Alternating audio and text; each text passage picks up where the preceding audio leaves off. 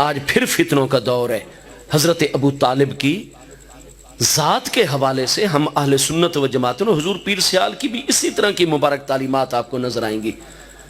یہ اصول ہے۔ کئی ہمارے وہ مسائل ہیں شریعت مبارکہ کے جن کا تعلق ضروریات دین کے ساتھ ہے، ان میں سے تو کسی بھی مسئلے کا انکار کفر ہوا کرتا ہے، کسی بھی ضرورت دینی کا انکار۔ اور دوسرے وہ مسائل ہیں جو ضروریات دین میں شامل نہیں، ضروریات اہل سنت میں شامل ہیں، ان میں ایک بھی مسئلے کا انکار وہ گمراہی ہوتی ہے۔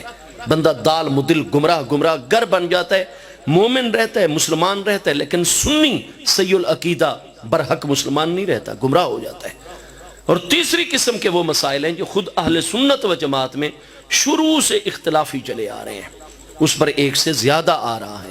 فقہیات اور عملی مسائل کے اندر جیسا کہ سیاہ خطاب کا مسئلہ ہے، آپ حضرات اہل بیت اطہار کی کریم ہستیوں کو، صحابہ اکرام کی مبارک ہستیوں کو دیکھیں گے، ایک جماعت اس کی قائل ہے، ایک جماعت انکاری ہے، دونوں کے پاس دلائل موجود ہے، شروع سے مسئلہ اختلافی ہو گیا۔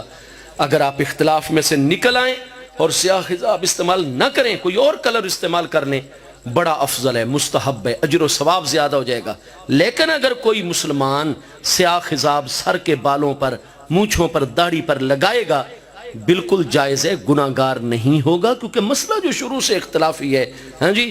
اور امامت وہ کروائے، اس کی اپنی نماز برحق، اس کے پیچھے نماز بالکل جائز جو سیاہ خطاب استعمال۔ اسی طریقے سے بہت سارے مسائل قرون اولیٰ سے اہل سنت میں خود اختلافی، ان مسائل میں ایک مسئلہ حضرت ابو طالب کے ایمان کا بھی ہے۔ 3 رائے موجود ہیں شروع سے آج تک۔ ہم اہل سنت و جماعت میں بہت بڑے علماء کی ایک جماعت ایسی ہے جو آپ کے بارے میں توقف کرتے ہیں، وہ جب بھی آپ کا نام لیں گے ادب احترام پروٹوکول کے ساتھ، حضرت ابو طالب، جناب ابو طالب، آپ کا جب بھی ذکر کریں گے آپ کی خدمات کا ذکر کریں گے، آپ کی اچھائیوں کا ذکر جو آپ نے محبوب کی خدمت کی، اسلام کی خدمت کی، محبوب کے صحابہ اکرام کی خدمت کی، آپ کی خدمات کا ذکر کریں گے بڑے آسان طریقے پر۔ اور جب آئے گا یہ کہ آپ نے جی کلمہ پڑھا تھا یا نہیں، وہ خاموش ہو جائیں گے، توقف، وہ کہیں گے جی یہ فیصلہ ہم نہیں کرتے، ہم قیامت کے دن اللہ تعالیٰ کی بارگاہ میں چھوڑتے ہیں یہ معاملہ جو بھی۔ لیکن ہم ادب کریں گے، نہ ہم آپ کے ایمان کی بات کرتے ہیں، نہ ہم آپ کے کفر کی بات کرتے ہیں، اللہ کے بارگاہ میں مسئلہ یہ توقف ہے۔ اور یہ خود اہل سنت میں ایک جماعت ہر دور میں موجود ہے۔ دوسری جماعت وہ اکثر ہمارے محدثین کرام فقہائے اعظام کی ہے، وہ کہتے ہیں ہمارے پاس ایسی کوئی دلیل صحت کے ساتھ نہیں پہنچ سکی۔ یہ نہیں کہ ان کو خدا نہ خواستہ کوئی عداوت ہے، جیسے آج کل ہمارے کئی پیارے بھائی اور فاضل عزیز سٹیجوں پر بیٹھ کر کبھی امام بخاری علیہ رحمت جیسی کریم ہستی کے خلاف، کبھی امام مسلم جیسی ہستی کے خلاف، کبھی امام ترمذی جیسی ہستی کے خلاف، کبھی اعلیٰ حضرت فاضل بریلوی علیہ رحمت کے خلاف، کبھی کسی ہستی، کبھی کسی ہستی۔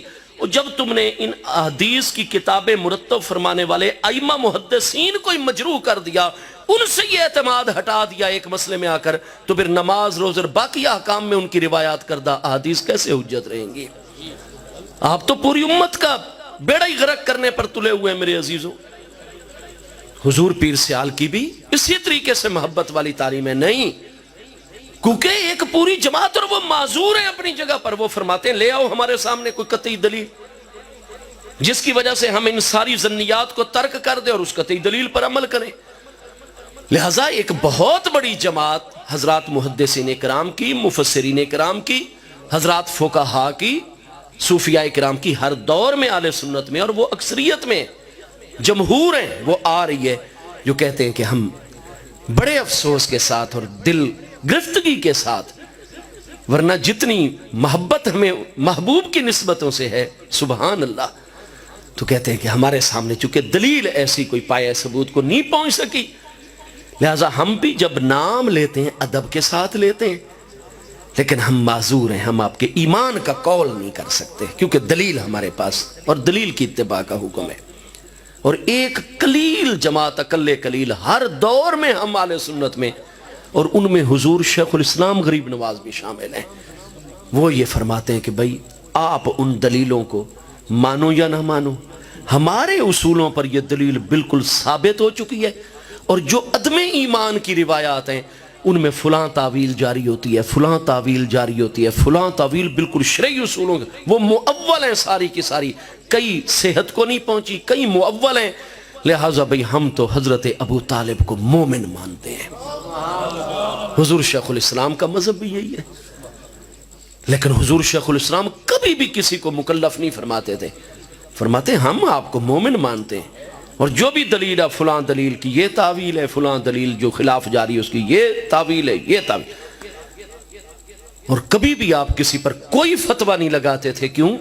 یہ جو اصول ہے شریعت مبارکہ کا کہ جو مسائل شروع سے ہی اہل سنت و جماعت میں اختلافی ہو گئے ہیں ان میں آپ کسی طرف نہ تدلیل کی نسبت کر سکتے ہیں نہ تفسیق کی نسبت کر سکتے ہیں، نہ اس کے خلاف چلنے والے کو آپ گمراہ کہہ سکتے ہیں ورنہ خود آپ پر گمراہی کا فتویٰ لوٹے گا، نہ آپ گناہگار اور فاسق کہہ سکتے ہیں ورنہ فسق اور گناہگاری کا فتویٰ آپ کی طرف لوٹ کر آئے گا.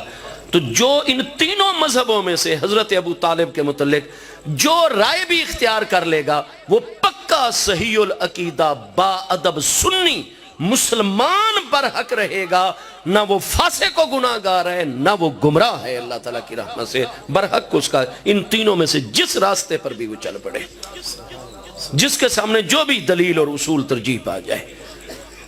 اعلیٰ حضرت فاضل بریلوی حضرت ابو طالب کے ایمان کے قائل نہیں ہیں، لیکن وہ ادب بھی پورا کرتے ہیں، دعائیہ کلمات نہیں کہتے لیکن جب نام لیتے ہیں احترام کے ساتھ.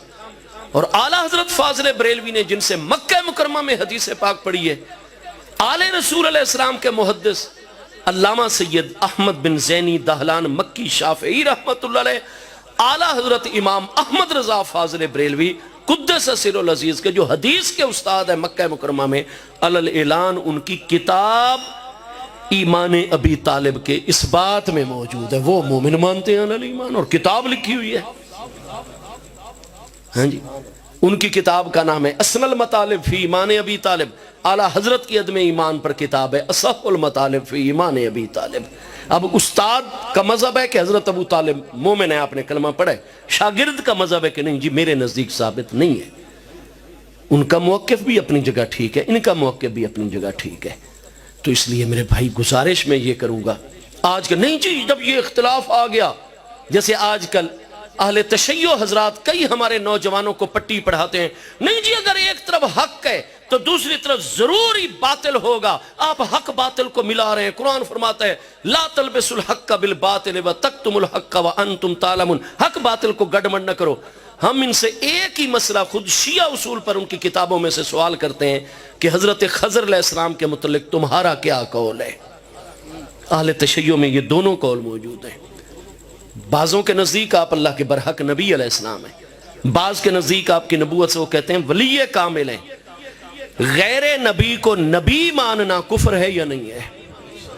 اور نبی ہو تو اس کو نبی نہ ماننا، جو نبی نہ مانے گا نبی کو وہ کافر ہو جائے گا یا نہیں ہو جائے گا؟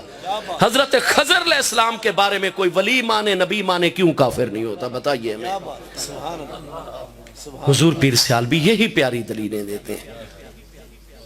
ہاں جی، ہم تو خضر علیہ السلام کو اللہ کا نبی مانتے ہیں کیونکہ یہی مرجح قول ہے، محقق مذہب ہے.